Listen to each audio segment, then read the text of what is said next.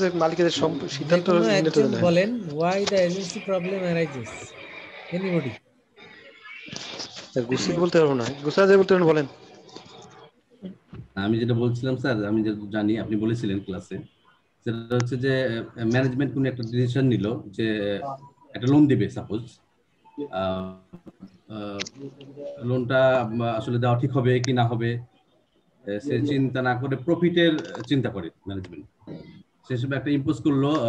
Management বলতে যারা director, যারা ব্যাংকের মালিক মালিক, পক্ষ, তারা মালিক পক্ষ, মালিক পক্ষ। মালিক পক্ষ পরে এমপ্লয়ীদেরকে, অর্থাৎ এমডি বা যারা নিচের এমপ্লয়ি যারা এটা এক্সিকিউশন করবে, তাদের উপরে এই সিদ্ধান্ত দিয়ে দেওয়া হয় যে একে এই বছর আমরা এত পার্সেন্ট লোন দেব। কিন্তু দেখা যাচ্ছে যে অত পার্সেন্ট লোন দিলে আমাদের ব্যাংকের ক্লাসিফিকেশন বেড়ে যেতে পারে, আমরা রিকভার নাও করতে পারি, বা আমরা যে সেক্টরে লোন দিব সেই সেক্টরটা ভলারেবল হতে পারে, লোন দেওয়া ঠিক না হতে পারে। কিন্তু মালিক পক্ষ সেটা দেখবে না, তাদের প্রফিটের আশায় বা তারা একটা সিদ্ধান্ত নিয়ে রেখেছে যে এত পার্সেন্ট এবার লোন দেবই। কিন্তু আমাদের পরবর্তীতে যারা এক্সিকিউশন করবে তারা এটা করবে না, কারণ তারা দেখবে যে তাদের পারফরমেন্স খারাপ হবে, কারণ ভবিষ্যতে লোনটা খারাপ হয়ে যেতে পারে ব্যাংকের। তখন ম্যানেজমেন্ট এবং যারা এক্সিকিউট করবে এমপ্লয়ীদের মধ্যে একটা কনফ্লিক্ট তৈরি হতে পারে।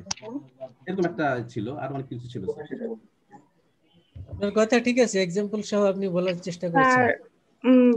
স্যার কনফ্লিক্ট অফ ইন্টারেস্ট, যদি এখানে ম্যানেজমেন্ট আর এমপ্লয়ীদের মধ্যে কনফ্লিক্ট হয় সেক্ষেত্রে স্যার কনফ্লিক্ট কেন হবে সেটাই তো কোশ্চেন। কম্পিটিশন কম হলে হতে পারে, ডিসিশন ইম্পোজ করার কারণে হতে পারে,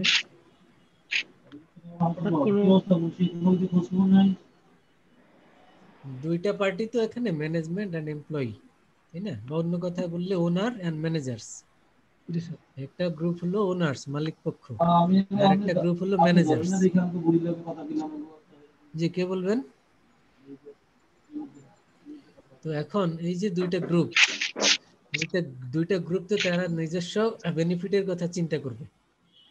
নিজস্ব বেনিফিটের কথা যেহেতু চিন্তা করবে, self interest, so what is the interest of the owners or shareholders? Shareholder interest হলো to maximize the wealth. And what is the interest of the managers? Employee বা managers এই গ্রুপের ইন্টারেস্ট কি? To showing their better performance, get promotion, increase their salary. These are their benefit. Okay, তো এই কারণে এখন তারা তাদের বিষয় নিয়ে চিন্তা করবে, আর ম্যানেজমেন্ট তো তাদের বিষয় নিয়ে চিন্তা করবে। So the problem arises. তো এই প্রবলেম অ্যারাইজ করতেই পারে, সেটিকে মিনিমাইজ করার ডিফারেন্ট টেকনিক আছে, সেটা আমরা আলাপ করেছিলাম। আচ্ছা, তাহলে এটা তো ক্লিয়ার, সবাই বুঝছেন। ফার্মের গোল কি? প্রফিট, প্রথম প্রফিট ম্যাক্সিমাইজেশন। আচ্ছা, তার আগে কয়েকটা টার্ম যে কোনো একজন ক্লারিফাই করেন। একটা হলো directors, managing directors, CEO, COO. এই কয়টার মধ্যে সম্পর্ক কি, আর এর মধ্যে ডিফারেন্স কি, কার আন্ডারে কে, এটা বলেন। কে বলবেন?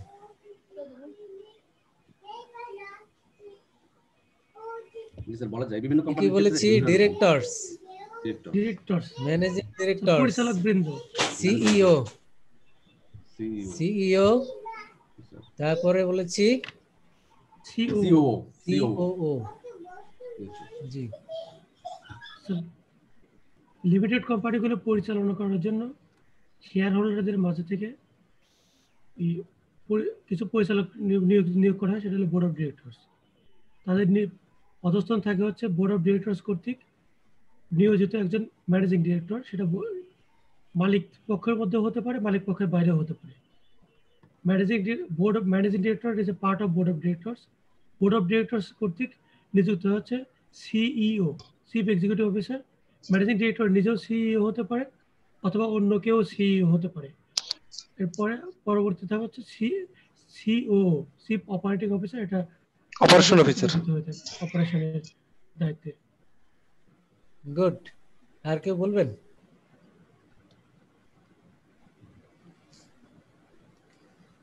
তার মানে বোর্ড অফ ডিরেক্টরস যারা, তারা কোত্থেকে আসেন? এরা মালিক পক্ষ থেকে আসে স্যার, এরা ওনার ম্যাক্সিমাম। মালিক পক্ষ বলতে তো যাবতীয় শেয়ার ওনার হোল্ডার সবাই তো মালিক। Share holder.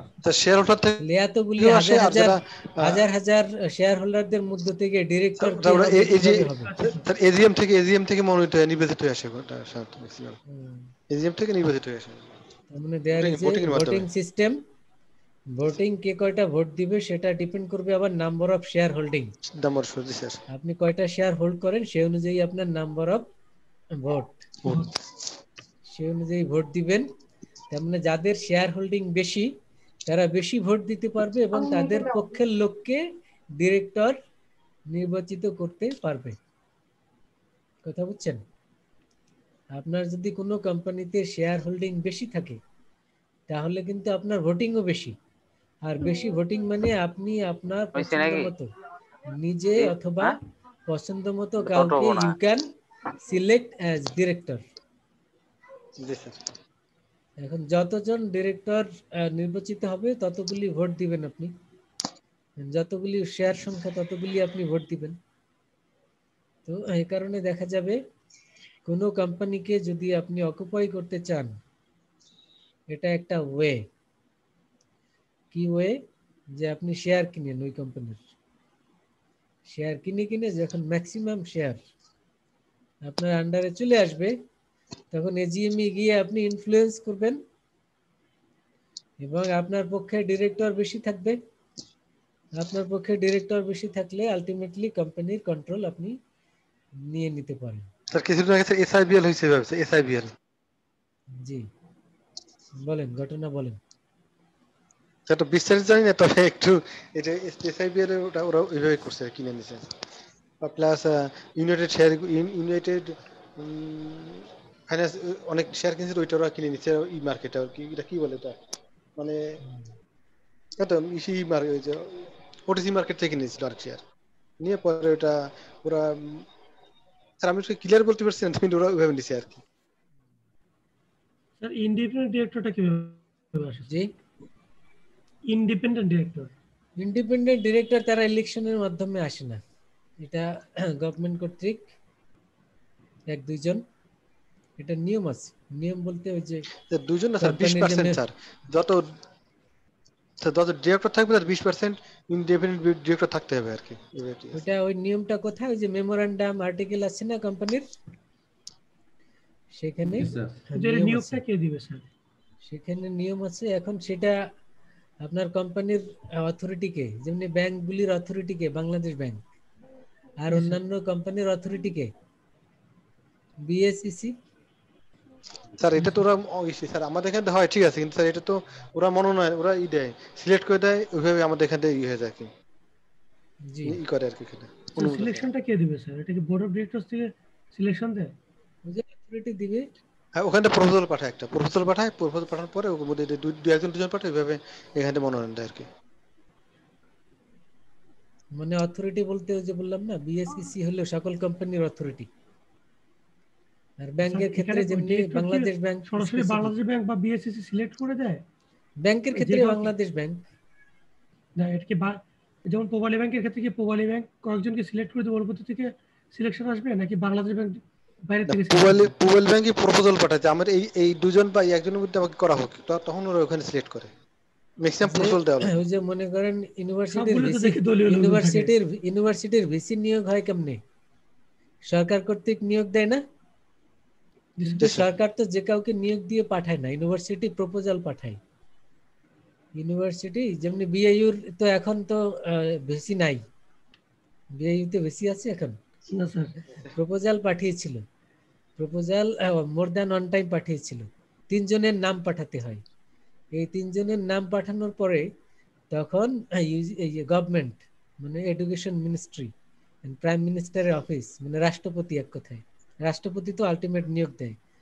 তো এই 3 জন এগুলি তদন্ত করে, মানে এটা আবার ইনভেস্টিগেশন হয়, যাদের নাম পাঠানো হয় তদন্ত করে তারা রিজেক্ট করে দিয়েছে যে 3 জনের কাউকেই পছন্দ হয় নাই, অন্য কাউকে পাঠান। এখন পছন্দ কেন হবে না? পছন্দ হবে না, এর বিভিন্ন কারণ থাকতে পারে। শিক্ষাগত যোগ্যতা সেটা সবারই থাকে, সেটা সমস্যা হয় না, পছন্দ হয় না, এর মূল একটা পলিটিক্যাল কারণ থাকে আর কি। ডান বাম স্যার, যে ডান পক্ষ বাম পক্ষ। যে লোকগুলিকে আপনি পাঠানো হচ্ছে এই লোকগুলি সরকার পছন্দ করে কিনা, কথা বুঝছেন? এখন ইসলামী ব্যাংকে মনে করেন ইন্ডিপেন্ডেন্ট ডিরেক্টর দিয়েছিল না? জি স্যার। জি স্যার, হেলাল আহমেদ চৌধুরী আমাদের এমডি স্যার। এখন সে আমাদের সে সাবেক MD। কিভাবে আসলো? সে কি গভর্নমেন্টের পছন্দের লোক, এই কারণেই তো এসছে। জি স্যার। বিষয়টা এরকম। তো ওরকমের ইন্ডিপেন্ডেন্ট কিন্তু স্যার ডিরেক্টররা এভাবে আসে। আমাদের তো আজিজুল হক স্যার চেয়ারম্যান ছিলেন, মারা গেলেন কয়েকদিন আগে। উনি তো ইসলামী ব্যাংকের ডিরেক্টর ছিলেন, ইসলামী ব্যাংকের অন্যতম প্রতিষ্ঠাতা। ওনাকে তো আমাদের ডিরেক্টর করে পাঠালো স্যার। এখন ইন্ডিপেন্ডেন্ট ডিরেক্টর যদি সহজে পেতে চান তাহলে গভর্নমেন্টের পছন্দের লোকের লিস্ট পাঠান, দেখবেন যে অল্প সময়ের মধ্যে ইয়া হয়ে আসছে, অ্যাপ্রুভাল হয়ে আসছে। আর যদি মনে করেন যে না আপনি আপনার পছন্দের লোককে পাঠাবেন, গভর্নমেন্ট পছন্দ নাও করতে পারে, ওই লিস্ট পাঠালে হয়তো তাদের পছন্দ হবে না, রিজেক্ট করবে।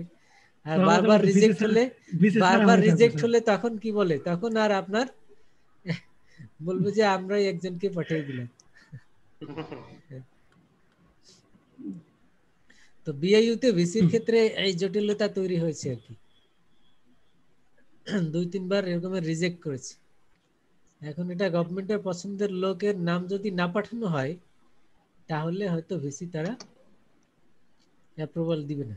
স্যার এখন বিআইতে ভিসি স্যার দরকার আছে, এখন তো অনেক ক্রাইসিস মোমেন্ট বিআইতে, এখন ভিসি ভিসি নিয়ে তো আসলে তো ভিসি দরকার না, ভিসি তো কোম্পানির ক্ষেত্রে হলো সিইও, আর ইউনিভার্সিটিতে সিইও হলো ভিসি। বিসি বিসি ছাড়া কি এখন ইউনিভার্সিটি চলবে সিইও নাকি? যদি না থাকে, সিইও না থাকলে বোর্ড তো আর মানে কোম্পানি বা ইউনিভার্সিটি যেটাই হোক এটা তো আর বোর্ড চালায় না, এই জন্য তো আপনার সিইও লাগবে।